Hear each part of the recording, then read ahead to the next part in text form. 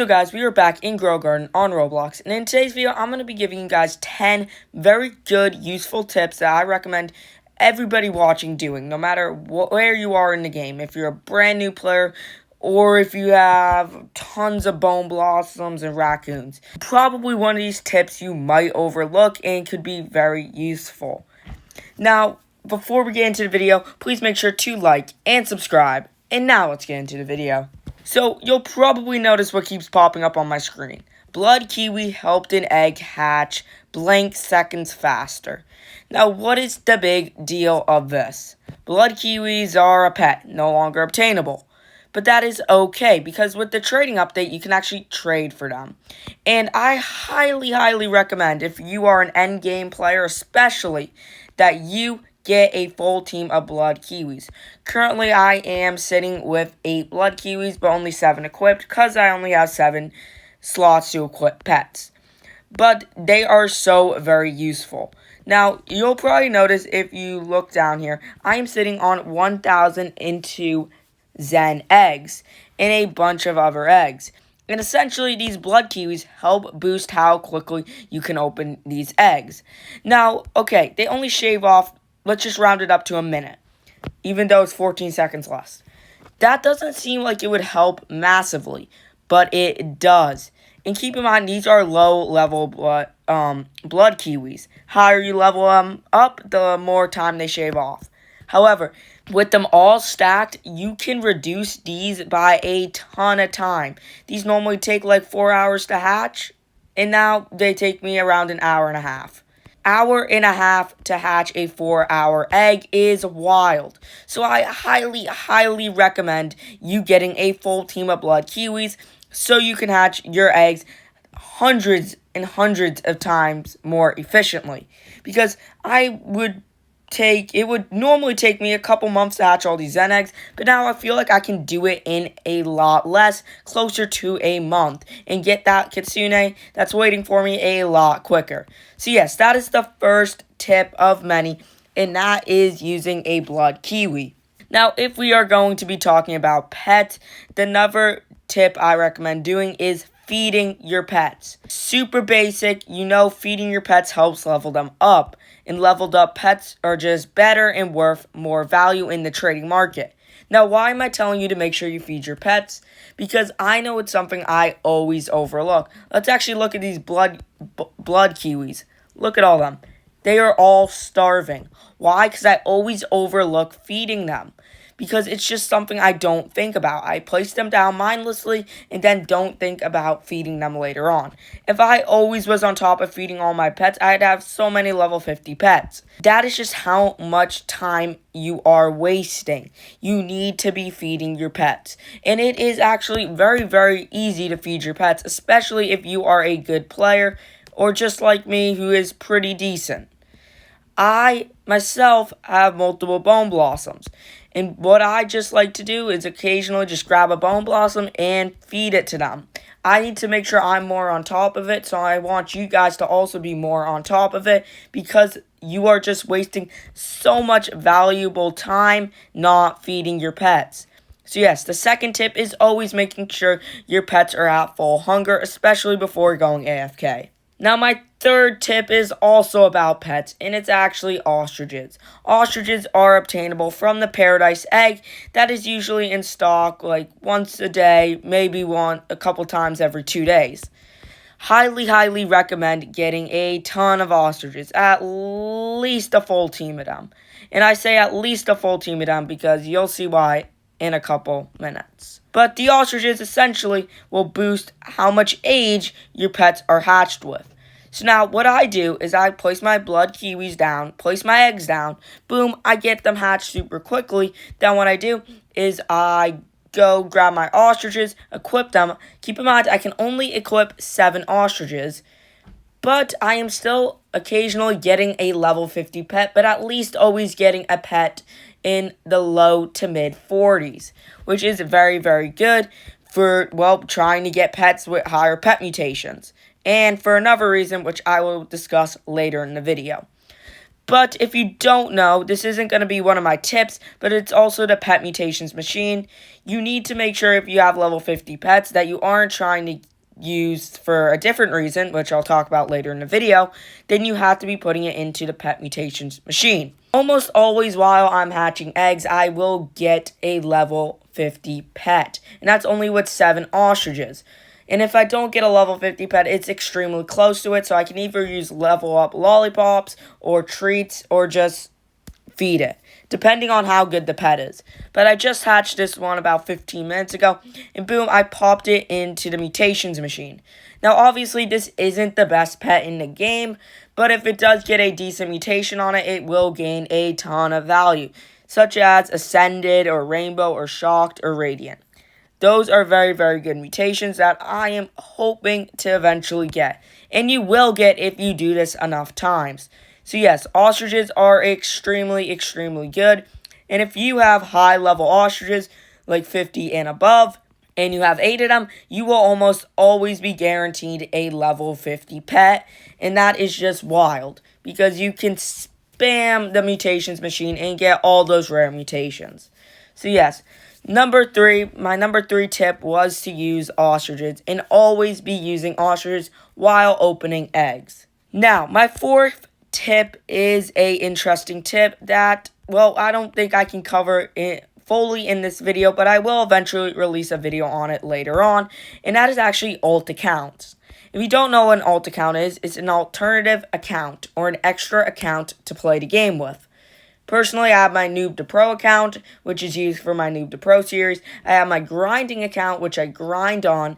Then I also have a bunch of accounts that I just store stuff with, store my pets on, and just occasionally have them come in for good eggs that spawn in the shop, or possibly even seeds. Now, you might be saying to yourself, well, I don't have more than one device. Well, no worries, because you can switch your accounts very quickly. And the better use of these accounts, besides storing pets, is actually just coming in for getting the good pets.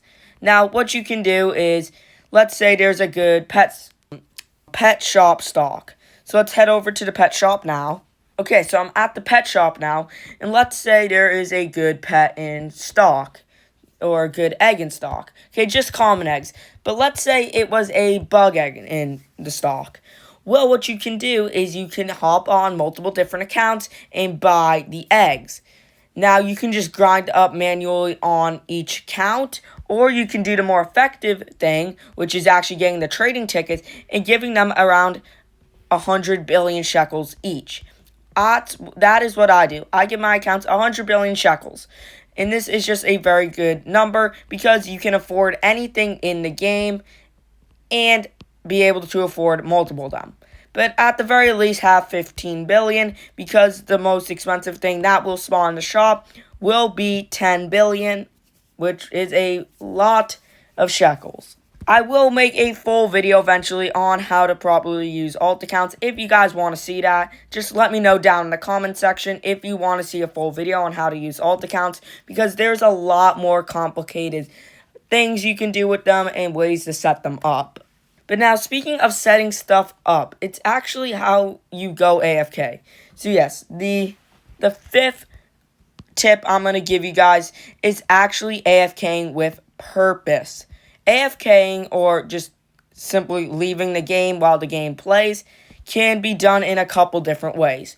There's the way I used to do it, where I just sit with whatever, my best fruit in the game, or my best garden, now with the 2 different garden slots, which I'll come back to later, and I would just wait for mutations. What is wrong with this? Well, you can wait for mutations and also do other things. Now, waiting for mutations is so good because you can gain a ton of value. But let's say there was a good seed in the stock, and it's overnight. Good seed in the shop, but you don't get it. Or there was a Grandmaster Sprinkler, or a bug egg, or anything from the shops, and you don't get it, because all you're doing is sitting here just waiting. Well, what you can do is actually use a feature that you can only use on desktop or computer, which is called Tiny Task. Now, if you don't know what Tiny Task is, there are so many videos on YouTube. Just search up Tiny Task Grow a Garden / Roblox.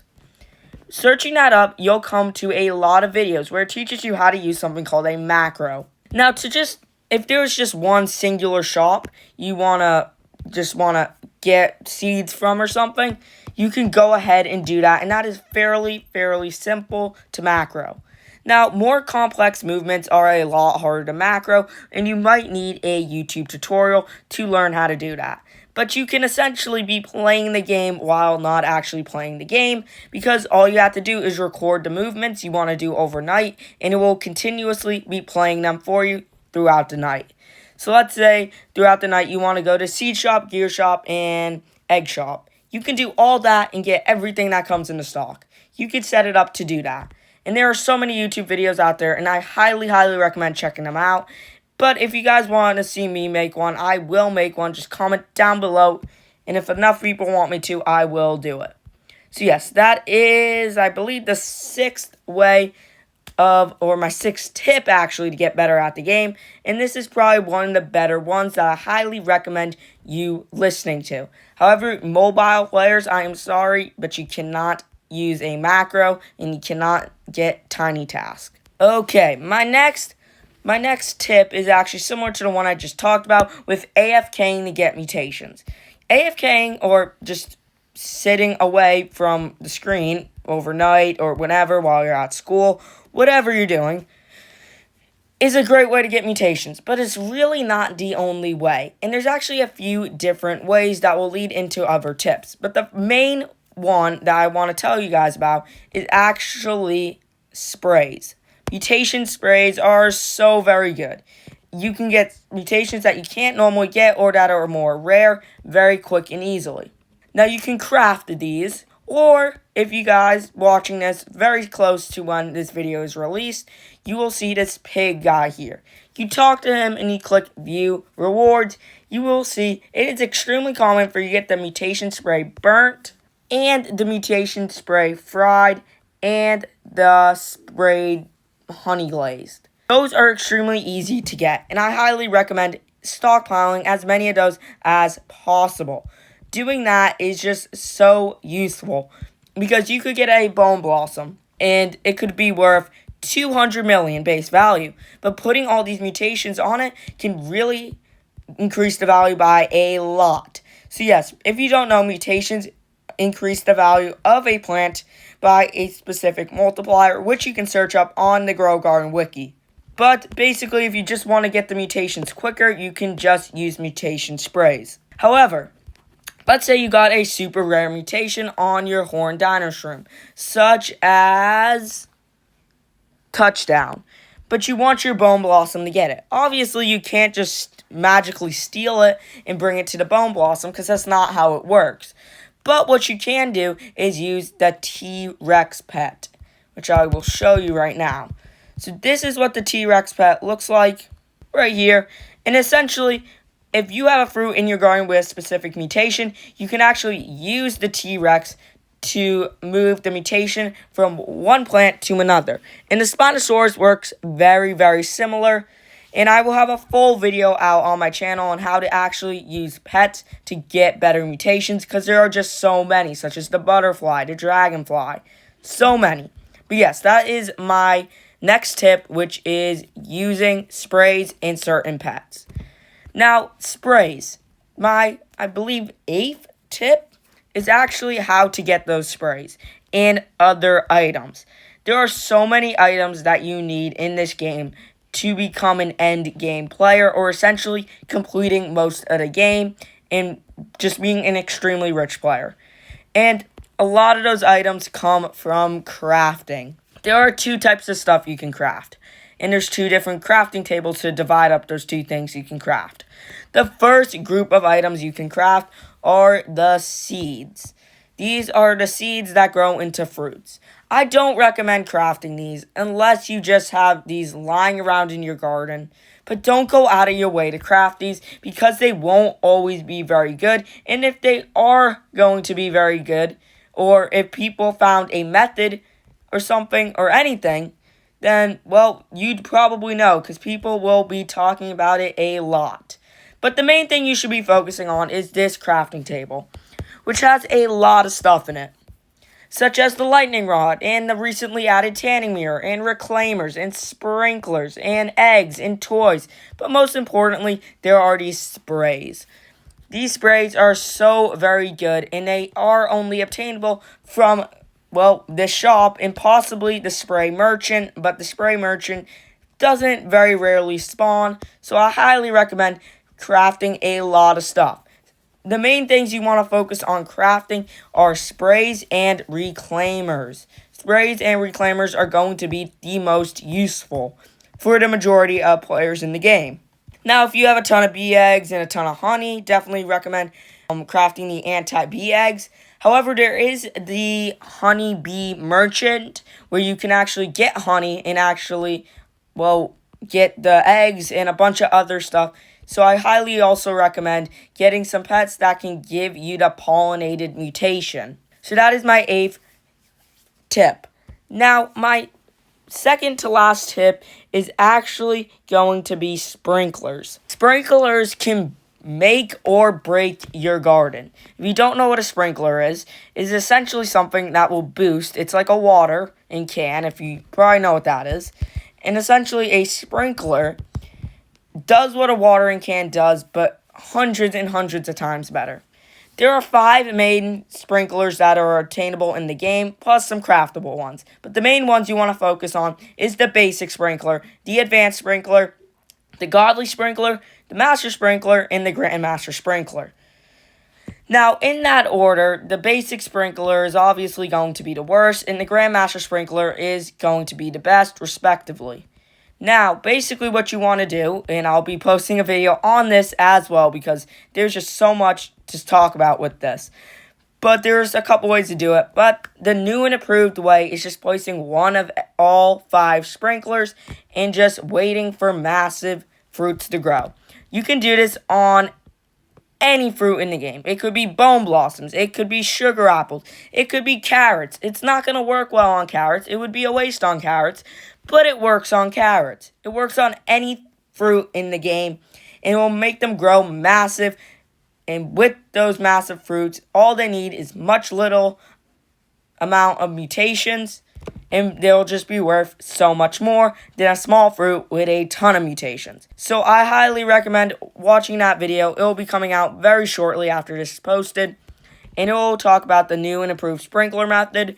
Or you can just search it up on YouTube, the sprinkler method. You might not see the newest version, but just search up cooking event sprinkler method. Now, my last main tip is going to be the most important one, I would say.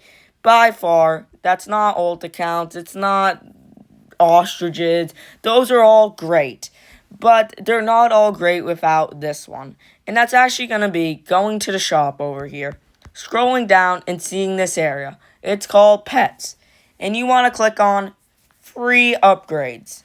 Now, I have not completed this yet, which should be my priority, and I am starting to make it more and more of my main priority.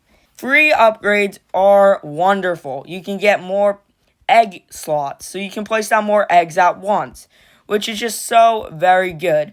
You can also equip more pets at once and have a bigger pet inventory. If you are like me and has to have multiple accounts just to store your pets so you don't have to delete them or anything, then I highly recommend you getting extra pet equips, extra egg slots, and extra pet slots. These are the best things you can do in the game, and if you do have Robux that you are willing to spend on the game, this should be your priority, is buying these upgrades. They are just so good. Some of the best players in Grow a Garden have multiple pet equips. If you want to be one of the best Grow a Garden players, or just essentially a good Grow a Garden player, you need more pet equips. You're just wasting time without doing it. I have 7 blood Kiwis down right now, and they are being so efficient. But if I only had 3 down, they wouldn't be worth it, because I wouldn't be shaving off so much time. But with so many, with all 7, and you can equip 8, so I'm not even maxing it out to the full potential. you are just gaining so much more in such less time.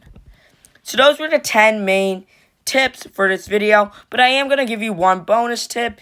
You can take it how you want to take it, but this is something I recommend everybody doing at least a couple of times, no matter where you are in the game. If you are an end game player, if you are brand new to the game, or you're just somewhere in between, and that is checking out the trading update. Recently, with the cooking event, they added the trading update. The trading update was long awaited. Everybody wanted it. Everybody was hyped. And it finally came. And you need to actually use the trading update. The trading update is just so good because you're not going to get scammed. The worst thing that's going to happen to you is you just lose your pet, but you know what you're getting at. You know what you're getting for your pet, but you might not know the values. And I do have a pet guide value video on my channel. Highly recommend checking that out. I will be making an updated one very, very soon, which I also recommend checking it out once it's out because I will be doing those every week or so because the pets change. Their values always are changing, and you want to watch them so you know what pets you have and what pets you're getting. So I would recommend trading pets at the very least. Maybe even for some shekels, does not matter. But with that tip, you also need to know your pet's values. You might have a raccoon, and you don't even understand how valuable that is, which I know some of you guys might be laughing. But, some people don't understand values and don't understand how much their stuff is worth and how much their pets can possibly be worth. Okay? So I highly recommend just giving trading a try. Be patient. Don't take the first offer you see unless you are comfortable with taking it. So those are the 10 or 11 tips I have for you to get to that next level and grow a garden. If it's going from a noob to pro, if it's going from a pro to an end game player, whatever it is, this video will help you. And I hope you guys enjoyed watching it. And if you want more tips and useful tricks, please check out my Grow a Garden Roblox group called King Flag Family, where I give you guys a lot of information that you can learn from. And additionally, I do giveaways on there and ask you guys for video ideas because I want to know what you guys want to know about the game and just kind of want to make everybody a better Grow a Garden player. I try not to gatekeep anything at all because, well, I view this as a Grow a Garden community, and I hope you guys do too. And I hope you guys found this video useful, so I'll see you in the next one.